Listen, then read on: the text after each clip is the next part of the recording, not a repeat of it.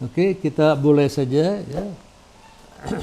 Selamat pagi saudara-saudara sekalian ya, yang saya hormati. Welcome kepada kelas ini, yaitu kelas MPI ya, MPI AX. Ya, saudara akan lihat slide ya, yang saya siapkan buat perkuliahan MPI ini. Ya, ada template Untar, ada global marketing, ya, Johnny K. Johansson itu. Bisa dilihat saudara-saudara sekalian? Bisa lihat? Bisa ya? Oke, kalau terus saya teruskan. Ya, ini adalah yang chapter 1 ya, adalah mengenai the global marketing job. Tugas-tugas ya, dari pemasaran global. Ini nama saya di sini juga ada. Ya, dipanggilnya Prof. Jim, nama tengah ini. Nah, saya ingatkan bahwa ini modifikasinya dari saya yang presentasikan. Tetapi aslinya original PPT ini adalah hak milik dari McGraw-Hill. Jadi bukan punya saya. Saya diberikan oleh McGraw-Hill ya, karena saya punya hubungan sangat baik dengan McGraw-Hill. Dan kemudian ya, dalam hal ini juga saya hanya memodifikasi saja. Jadi jangan lupa, kalau saya tidak sebutkan nanti saya menjadi plagiat. Saya tidak mau jadi plagiat ya. Jadi originalnya adalah dari McGraw-Hill. Ini tentang global marketing job. Ya, sengaja perlahan-lahan supaya saudara jangan kaget, ya, supaya segala menjadi jelas. Nah, kita akan bicara mengenai apa di chapter 1 ini. Kita bicara brief history-nya, sejarahnya secara singkat. Kedua, kita bicara mengenai konsep-konsep dasar. Ya, terus kita bicara ketiga adalah mengenai drivers atau ya, pemicu. Ini drivers ini bukannya supir, tetapi pemicu dan pemacu dari globalization. Ada 5. Ya, kemudian kita lihat juga ada obstacle-nya, ada hambatannya. Terus global marketing objective itu apa sih? Nah, terus the 3 roles of the global marketing manager. Ini yang akan kita bahas chapter 1 ini. Sekarang kita mulai. Kalau ada pertanyaan langsung tanya. Ya, langsung tanya, jangan malu-malu, jangan takut-takut. Nah, kalau kita bicara global marketing secara kesejarahan, ya, secara history, riwayatnya, itu tidak ujut-ujutnya dan tahu-tahu sudah global, tidak. Ya, karena ada fase-fasenya. Ya, saya ulangin, ada fase yang harus dilalui sebelum pemasaran domestik berubah jadi pemasaran global. Ya. Pertama-tama yang disebut multinational phase, fase multinasional. Ya, apa itu misalnya fase multinasional tadi? Ya, biasanya perusahaan-perusahaan internasional yang masuk ke pasar global itu biasanya membuat fabrik. Seperti dulu saya bekerja di perusahaan multinasional, pertama-tama Mead Johnson Bristol Myers, perusahaan farmasi Amerika Serikat. Ya, yang sampai sekarang masih ada, yaitu Sustagen yang menjadi Sustacol. Ya, kemudian juga ada misalnya Enfamil menjadi Enfagrow, itu susu buat bayi dulu. Kemudian ada beberapa lagi seperti Tempra dan sebagainya untuk anak-anak. Ya, jadi ini adalah, nah karena itu perusahaan ketika itu tahun 70-an, ya, saya pikir saya masuk tahun 69, tahun 68 itu. Ini tahun 70 perusahaan saya bikin pabrik. Artinya di Jalan Jakarta Bogor itu kloter pertama pabrik-pabrik asing adanya di situ. Ya, jadi mesti bikin pabrik.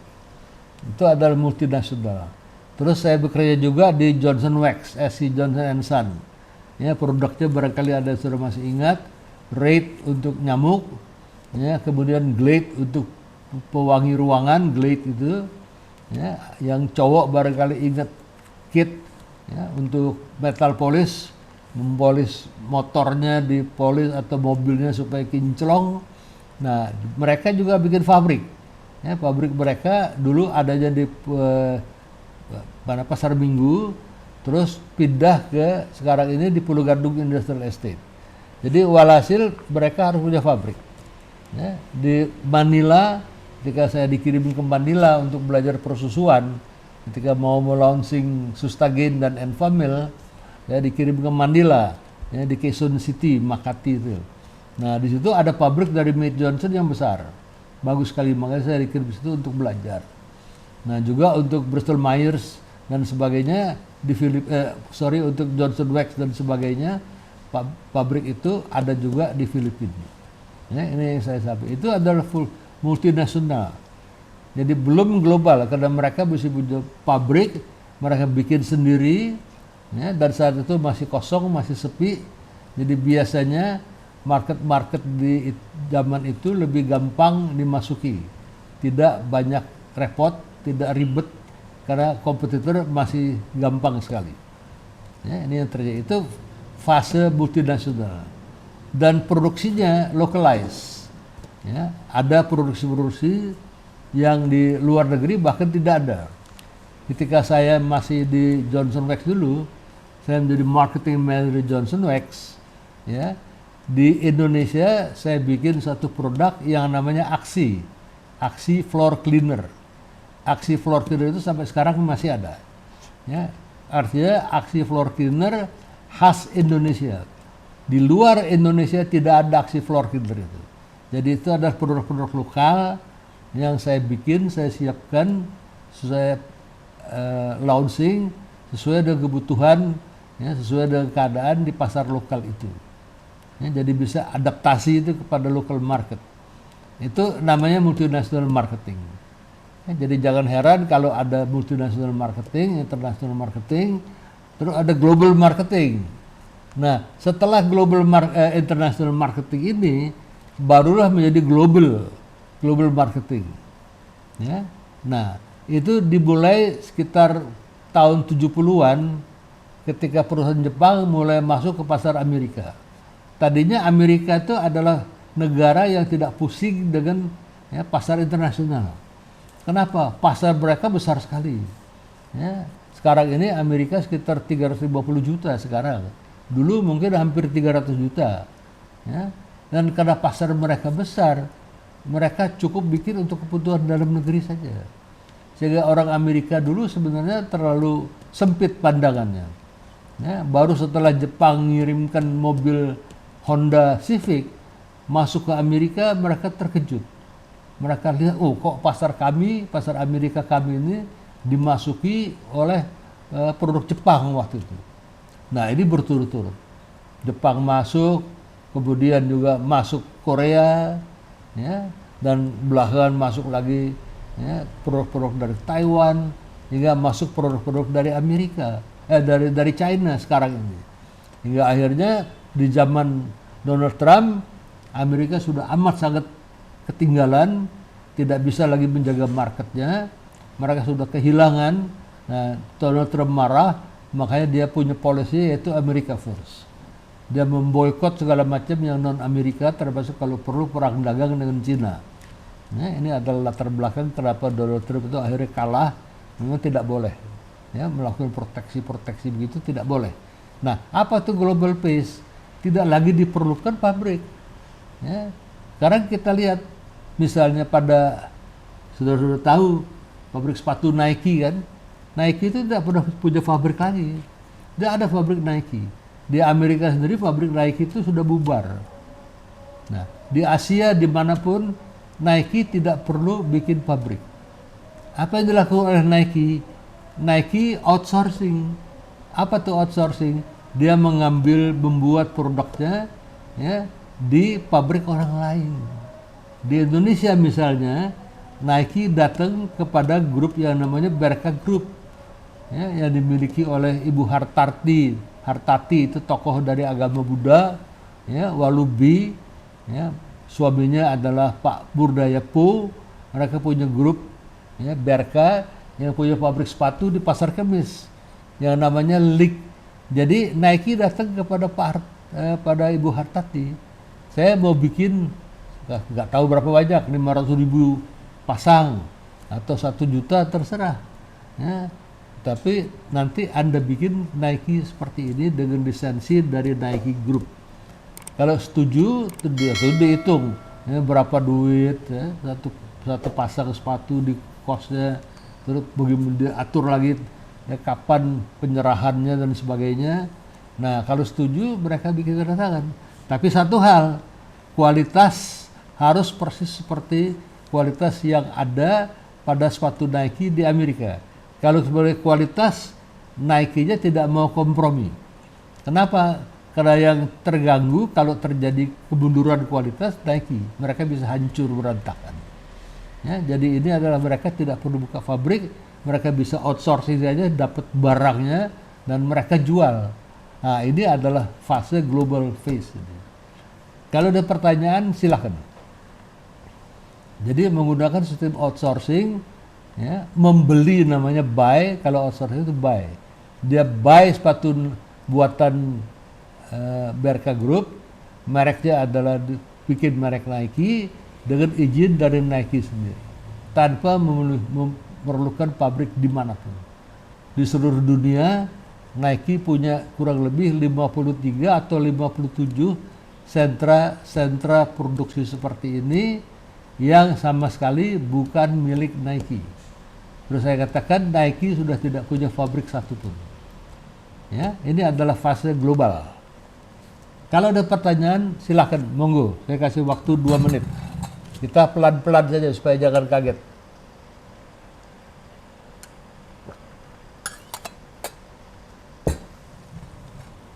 Nggak ada, kalau nggak ada saya teruskan. Nah, setelah ada fase global phase, ya, fase global, nah muncul lagi anti globalization. Jadi ada fase anti globalization. Kenapa ini terjadi? Karena kalau kita bicara globalisasi, kita bicara sistem ekonomi kapitalisme. Ya, yang punya modal besar, kuat, hampir selalu menang. Yang tidak punya modal besar, ya, hampir selalu terpinggirkan. Inilah penyakit pada sistem kapitalisme dari dulu. Karena kapitalisme mendasarkan pada profit. Ya, kalau tidak ada profit, dia tidak mau ikut. Ya, jadi hubungan itu, relasi itu hanya sebatas menghasilkan profit apa tidak. Jadi sekalinya dia masuk ke dalam suatu bisnis, dia akan mati-matian menggulung lawannya. Ya, lawannya akan hancur, dipastikan akan dihancurkan lewat iklan, ya, lewat diskon dan sebagainya. Pokoknya lawannya sampai tidak bisa bergerak, dan lewat kebijakan-kebijakan yang memang kadang-kadang aneh, daripada Indofood. Ya. Dulu yang memiliki Supermi itu bukan Indofood, ya, tapi ada grup kecil Wicaksana, ya, kelompok dari ABC, mereka yang punya Supermi. Ya.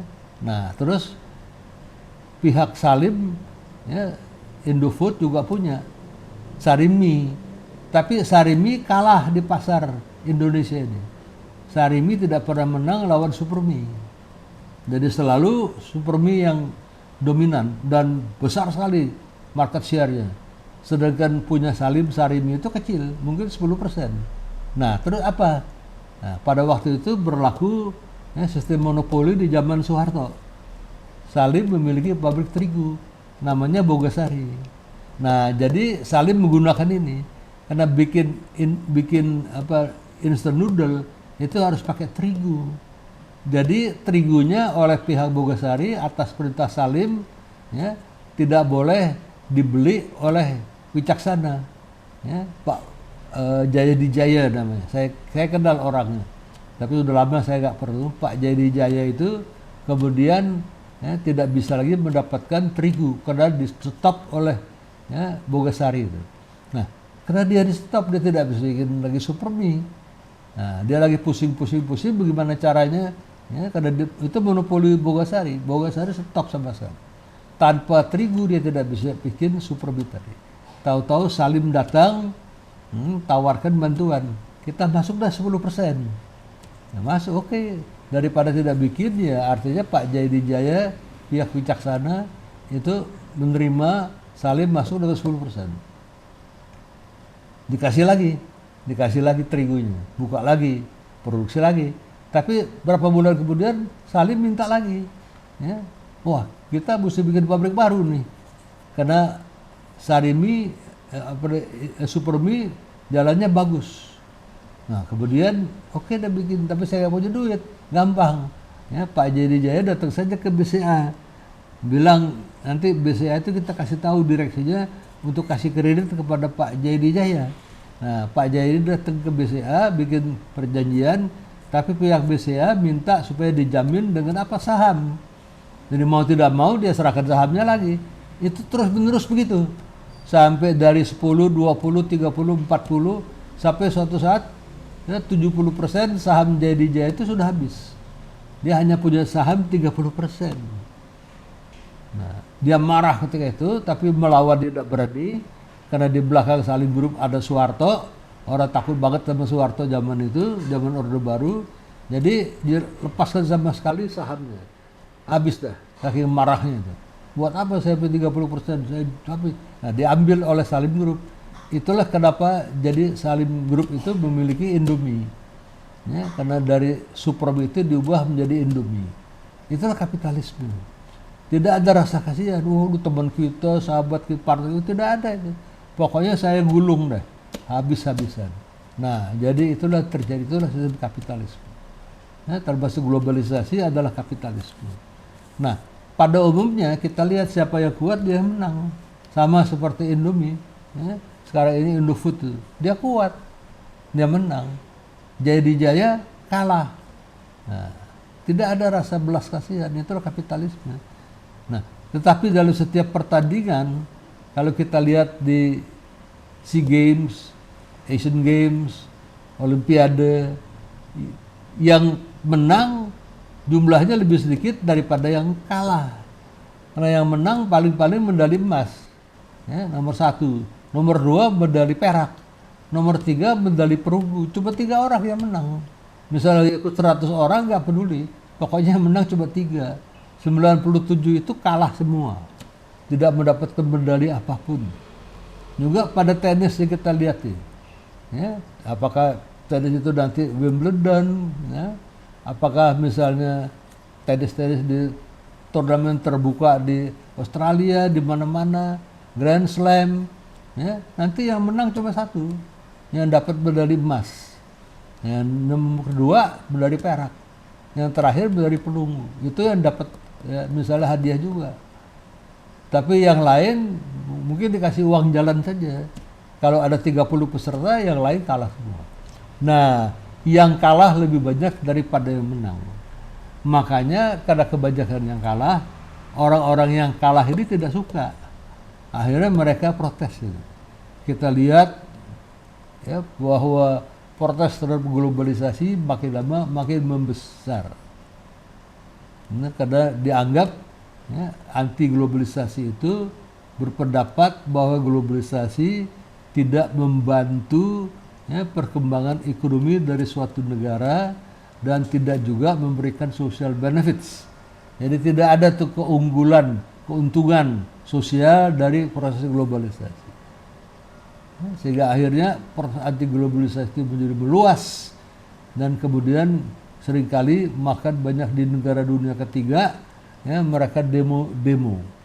Ya, ini adalah fase yang ketiga. Nah, kita bisa lihat sekarang ya, slide-nya kira-kira seperti ini. Di sini lokalisasi, nah ini global. Nah, sampai tahun 80-an itu ya, kita mulai multinational phase. Ya, artinya international marketing. Ya, di sini masih bikin pabrik.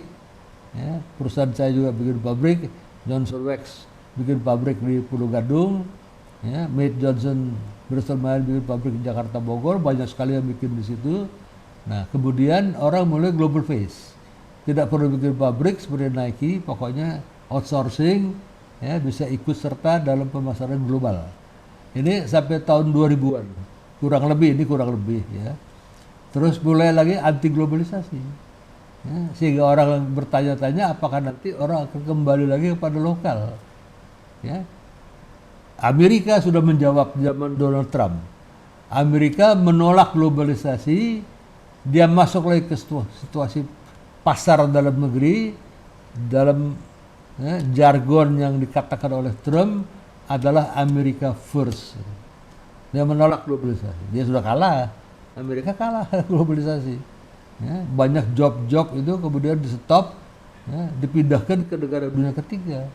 Bahkan dari Amerika tuh ada yang namanya NAFTA dulu, perjanjian antara Kanada, Amerika dengan Meksiko. Jadi di perbatasan Meksiko itu, ya, katakanlah di sini Meksiko, di sini Amerika, dibikin pabrik-pabrik di Meksiko. Yang punya siapa? Ya orang Amerika atau orang Kanada. Ya. Misalnya BlackBerry dulu, Research in Motion, itu perusahaan Kanada. Ya. Research in Motion BlackBerry bikin pabrik dekat perbatasan Meksiko. Dia ngimport, ya, banyak bahan-bahan dari China. Nah, terus dikirimnya langsung ke Meksiko. Jadi tuh BlackBerry. Nah, setelah jadi dimasukkan ke Kanada, dikembalikan ke Kanada tanpa perlu bayar biaya masuk. Ya, jadi dari Meksiko ke Amerika, Meksiko ke Kanada tidak perlu bayar biaya masuk. Nah, jadi Research and Motion itu ditampung oleh Kanada. Nah, Kanada yang menjualnya kemana-mana. Ya, saya sempat punya BlackBerry dulu. Oh, itu top sekali itu, ya, ketika itu. Pakai sistemnya Symbian. Belakangan setelah Android datang, BlackBerry hancur. Ya, jadi Amerika itu sudah menolak. Ya, Amerika sebenarnya sudah anti globalisasi di zamannya Donald Trump itu. Makanya keluar kebijakan, ya, artinya tarif biaya masuk baja dan aluminium dari China ditinggikan sampai 30%. Ini bertentangan dengan peraturan WTO. Jadi Amerika di zaman Donald Trump melakukan kegiatan anti globalization phase. Kalau ada pertanyaan, monggo. Clara mau bertanya? Tidak. Oke, kalau tidak ada saya teruskan. Nah, kita lihat global marketing. Apa sih yang namanya global marketing?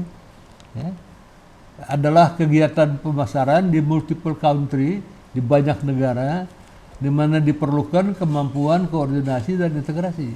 Jadi kalau saya misalnya global marketing manager dari perusahaan asing, ya, wilayah saya adalah Indonesia, kemudian Singapura, Malaysia, Filipina, Thailand, ya, dan sebagainya. Saya mesti mampu mengkoordinasikan kegiatan-kegiatan itu. Misalnya saya orang Coca-Cola, ya, Coca-Cola itu suatu, ya, pemasaran global. Ya, di situ apa saya lakukan? Produk saya di standardize kayak Coca-Cola. Coca-Cola dimanapun saudara pergi sama.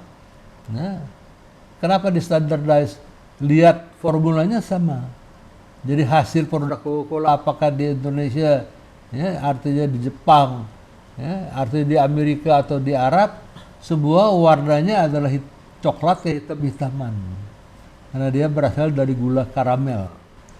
Ya, uniform packagingnya. Kalau sudah lihat Coca-Cola, packagingnya sama. Kenapa dia sama? Ya hasil dari produk global. Ya, misalnya botolnya sama, kemasannya. Kemudian kita lihat juga kemasan kaleng juga sama. Bahkan hurufnya juga sama. Agak kemerah-merahan. Ya, identical brand name. Brandnya harus sama. Coca-Cola itu. Nggak bisa ada brand lain. Ya, terus synchronize product introduction. Artinya, ya, cara iklannya juga sama. Similar advertising message. Ya, the coordinated sales campaign. Ini adalah zaman yang disebut global marketing. Nah, pada international marketing belum tentu seperti saya katakan tadi. Ya, itu zaman sebelum global marketing. Saya di Indonesia bikin aksi floor cleaner. Ya, yang tidak ada di Johnson Wax lain. Saya juga bikin waktu itu ada metal polish, ya, seperti Brasso, gitu. Glow namanya. Ya, Glow persis kayak Brasso, tapi Glow gagal. Ya, saya juga punya, ya, mereknya Clear. Untuk apa? Untuk window pane, untuk kaca jendela pembersih. Nah, itu juga gagal. Tetapi Clear sekarang dibikin oleh Unilever, tapi untuk shampoo. Nah, itu bukan produk saya. Saya juga bikin, ya, semacam shoe polish, ya, artinya untuk sepatu, tapi liquid. Ya, liquid tuh jadi nggak perlu repot. Ya, kalau kita punya sepatu kulit hitam, kita sapu saja dengan, ya, polish liquid tadi, bukan wax tapi dengan polish, terus dia mengkilap. Tapi ada kelemahannya. Kalau tiap-tiap kali dikasih liquid polish gitu, nanti dia kering, kemudian sepatunya kalau bengkak sedikit sepatunya bisa retak. Nah, jadi nggak laku juga. Jadi yang paling laku coba aksi floor cleaner yang sampai hari ini ada. Itu adalah local product hasil dari international marketing. Ya, karena masih zaman international marketing. Yang zaman global marketing tidak perlu lagi. Kenapa? Kita bisa import saja. Kenapa kok dulu? Ya, kalau kita import harga biaya masuknya tinggi, barang jadinya tinggi. Ya, sekarang bebas. Karena biaya masuk tidak boleh terlalu tinggi, maksimal 10%. Kalau bisa 5 sampai 0%. Ya, menurut peraturan WTO.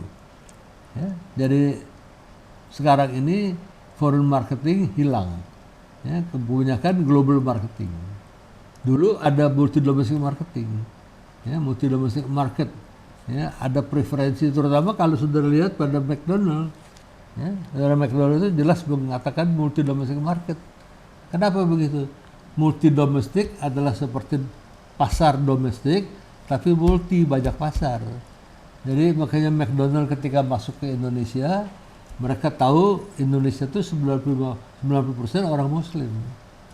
Jadi di mana-mana McDonald itu ya, memasarkan pork burger dengan gampang, aman. Misalnya di Jepang, ya, atau di Singapura saja masih ada pork burger itu pada McDonald. Tapi di Indonesia tidak boleh. Jadi kalau McDonald misalnya memasarkan ya, McDonald burger dengan pork burger, tentu dia menghadapi masalah besar. Karena mayoritas penduduk Indonesia adalah orang Islam. Orang Islam haram makan babi. Jadi mau tidak mau McDonald harus menyesuaikan diri dengan kenyataan ini. Dia tidak bisa mempertahankan pork burger di Indonesia. Jadi dia rubah menjadi beef burger. Ya, jadi itu adalah situasi domestik Indonesia. Oh nggak bisa, mesti diganti. Ya, kalau multi domestik nanti ada lagi di pasar lain begitu lagi. Seperti apa? Ya, misalnya di India, McDonald di India juga punya problem besar lagi. Ya, menggunakan pork juga tidak bisa karena orang India itu ada kurang lebih 20 juta orang India beragama Islam. Jadi nggak bisa menggunakan pork, haram. Tapi berlainan dengan di Indonesia ketika bisa menggunakan beef burger, di India juga tidak bisa. Karena mayoritas orang India adalah orang Hindu. Orang Hindu ini punya semacam kepercayaan, ya, artinya dewa mereka itu. Ya, ada 3 dewa mitologi orang Hindu. Pertama dewa Brahma. Itu dewa yang menciptakan, melahirkan. Kedua, dewa Wisnu. Dewa Wisnu, dewa yang memelihara. Ya, termasuk manusia hidup dan sebagainya dipelihara oleh dewa Wisnu. Ketiga, dewa Siwa. Dewa Siwa itu dewa yang mematikan. Kalau waktunya orang sudah tua, Siwa yang mematikan orang itu. Nah, kalau dewa Brahma itu dewa pertama, tunggangannya adalah Angsa. Ya, dewa Wisnu tunggangannya adalah Garuda. Nah, kalau saudara kembali, saudara lihat tuh patung Garuda Wisnu Kencana gede banget itu. 90 meter apa saya nggak tahu, saya belum pernah datang saya. Nah, kalau dewa Siwa itu tunggangannya adalah lembu Nandi. Ya, dia kemana-mana Siwa mau keliling-keliling tamasya segala, termasuk mengambil nyawa orang, dia naik lembu Nandi.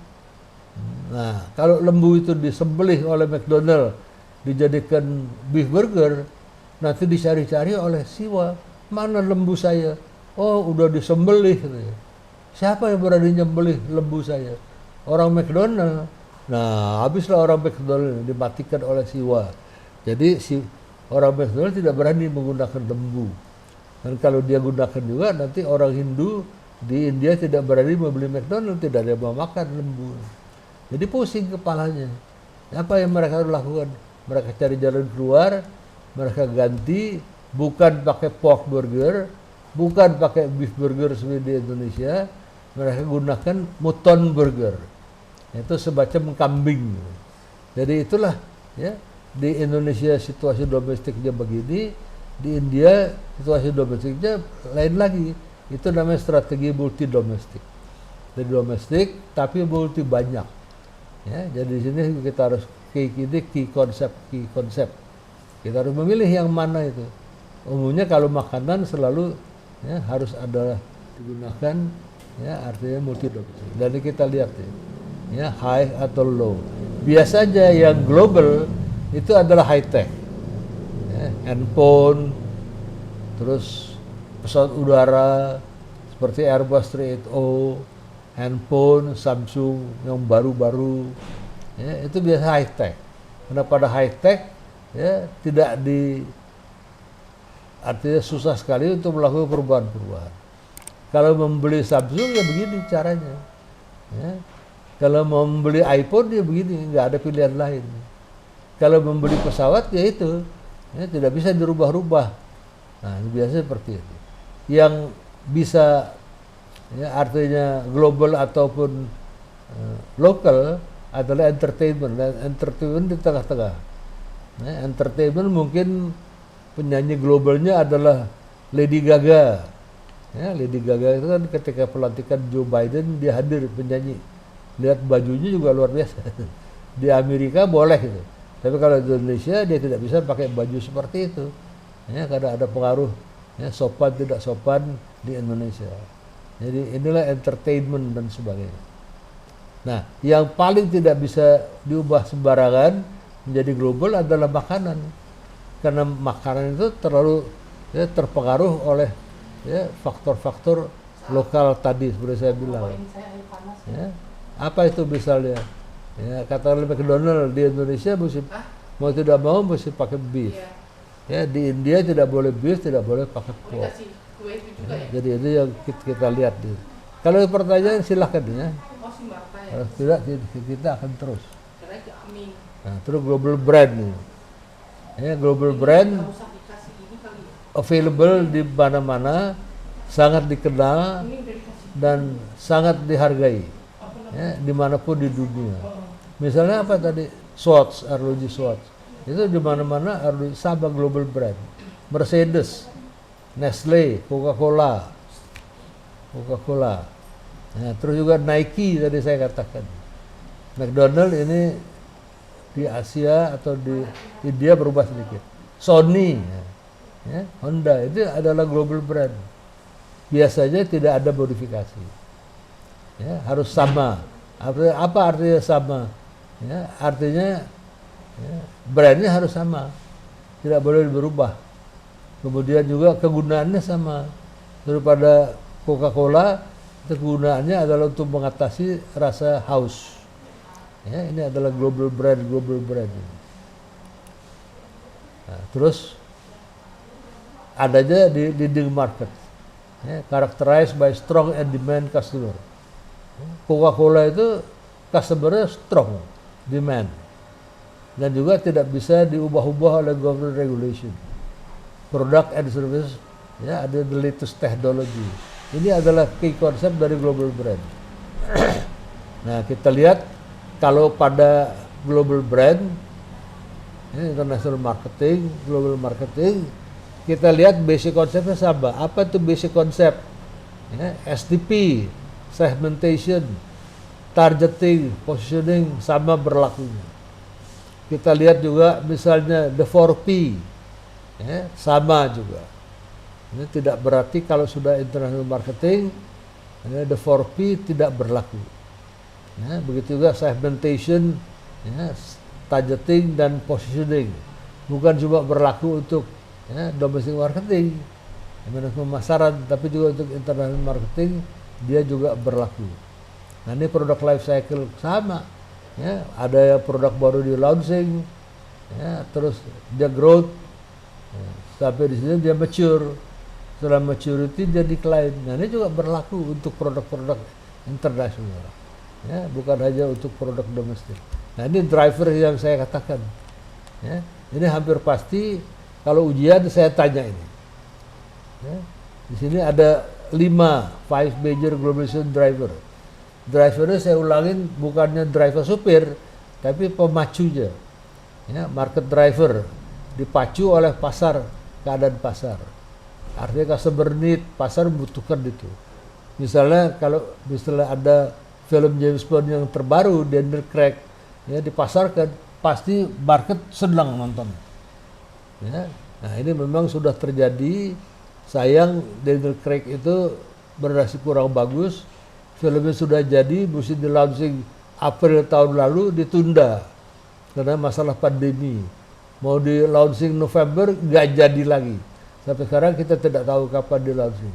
Tapi kalau misalnya jadi di launching, kalau pandemi sudah bubar, pasti filmnya akan laku. Karena market drivernya, customer reach-nya besar. Banyak orang di dunianya pengen nonton film James Bond. Ada global customers. Ya, begitu dipasarkan film ini di launching di London, pasti di LA, San Francisco, New York, ya, mungkin Paris juga, Tokyo juga, Hong Kong juga, Jakarta, Indonesia juga pasti banyak orang yang nonton. Ini adalah market driver. Competitive driver, ini kalau competition. Saya Pepsi Cola. Karena Coca-Cola sudah masuk ke pasar internasional, saya Pepsi Cola harus ikut masuk. Karena saya ketinggalan. Ini competitive driver. Cost driver, biaya. Ya, kalau saya masuk ke pasar internasional, ya, saya mendapati economies of scale. Apa itu? Ya, komersial filmnya, film iklannya, saya tidak perlu bikin untuk tiap negara. Saya bikin saja satu, paling-paling saya dubbing untuk Indonesia, saya pakai bahasa Indonesia. Ya, kalau untuk Tiongkok saya gunakan bahasa Mandarin.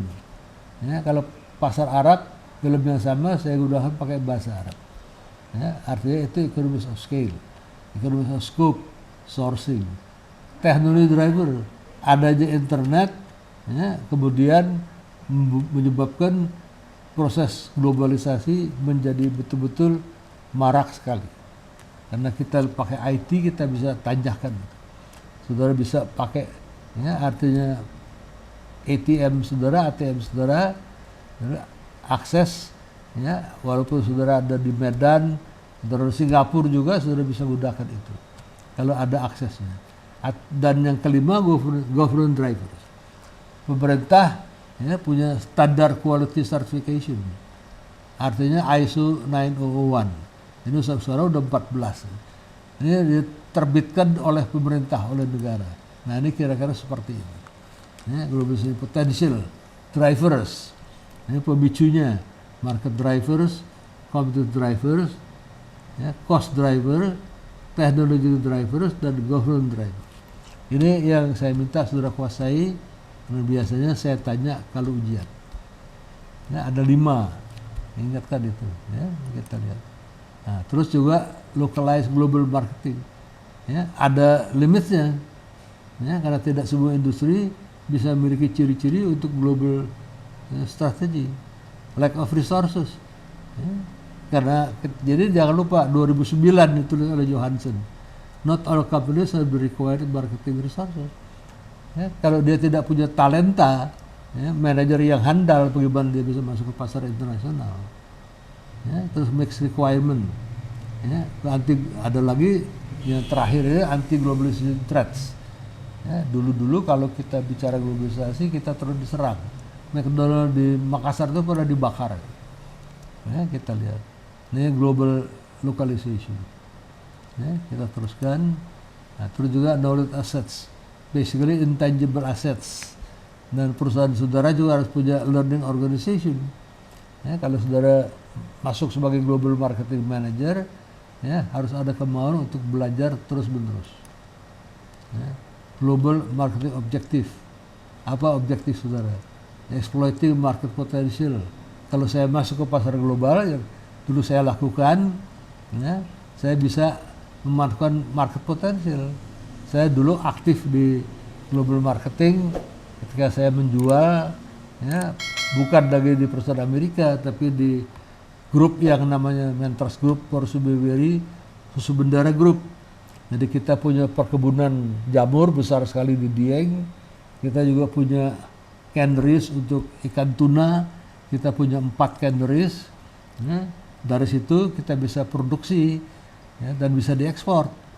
Saya ekspor ikan tuna saya 1 tahun dulu $200 juta. ya, bukan doli tapi dolar, lumayan. Ya, terus juga saya bisa ekspor juga, ya, vegetables itu jamur, jamur dieng, ya, jamur, ya, kancing, ya, champignon, juga jamur merang dari daerah Jogja, ditambah dengan katakanlah tumbuhan lain seperti green beans, ya, terus juga misalnya asparagus, itu 50 juta dolar. Banyak sekali permintaan makanan kaleng untuk luar negeri. Tapi kalau untuk dalam negeri, makanan kaleng kurang laku. Ibu-ibu di pasar kepengen beli fresh. Karena dia bisa ke pasar tiap hari. Ya, dia bisa punya pembantu yang disuruh belanja. Ya, jadi di sini kita lihat, ya, kemampuan untuk bisa, ya, melakukan exploiting market potential dan growth. Begitu juga Nike. Nike juga masuk ke Indonesia menggunakan, ya, pihak Berka Group, ya, pressuring competitors, diversify market. Jadi saya punya market bukan cuma Indonesia, tapi saya bisa masuk ke Jepang, saya bisa masuk ke Amerika dan Uni Eropa dengan produk-produk saya. Ya, apalagi manager 3 roles tadi, tugas the foreign entry role. Jadi must learn the intricacies of working over. Oh, banyak sekali intrikasinya. Kita harus tahu negara itu bagaimana peraturannya. Kita mesti cari middleman yang tepat, importer, ya. Terus mesti bisa dilihat country seperti apa. Ketika saya masuk ke Jepang, saya tawarkan orang Jepang itu Arimoto Sang namanya dari Nosaki, ya, berbusa-busa seperempat jam 20 menit saja. We can offer you, ya, good quality produk segala macam. Bila saya berhenti, nah dia bilang sama saya, Lim Sang, thank you, ya, for your explanation. Nah, terus dia mulai ngomong sampai rasanya saya malu bukan main. Itu pertama kali saya ke pasar Jepang gitu, ya, di Osaka, Nosaki Corporation. Dia bilang, we Japanese, ya, ya, kita produk-produk yang good quality saja not enough. Mati dah saya. Dari tadi saya ceritakan good quality. Ya. Best quality saja juga tidak cukup. Dari tadi saya cerita we can offer you best quality. Saya kira udah hebat di best quality kan. Nah, baru dia bilang, Jim Sang, not enough. What we Japanese need is, wah saya bingung, apa nih? Saking malunya kalau bisa, ya, kalau ubin bisa terbelah, saya masuk aja ke tanah itu. Malu muka saya udah best. Dia bilang tidak, not enough. Nah, tapi dia baik hati, dia jelaskan, what we need is the best of the best. The best saja not enough. Jadi kita harus memahami, ya, bagaimana masuk ke pasar internasional seperti itu. Kalau tanpa the best of the best kita tidak bisa. Hanya sekedar the best saja tidak bisa. Ini paling kali cukup buat local marketing. Tapi international marketing Jepang harus the best of the best. Jadi kita mesti punya kemampuan, ya, untuk mengglobal management. Kita mesti tahu bagaimana sistem orang Jepang dan sebagainya. Saya kira itu saja, ya, kecuali kalau memang masih ada pertanyaan silakan. Terima kasih. Kalau tidak ada apa lagi, selamat siang. Ya, kita akhiri sampai di sini. Terima kasih, Prof. Terima kasih. Terima kasih, Prof. Bye bye. Terima kasih. Ya. Thank you.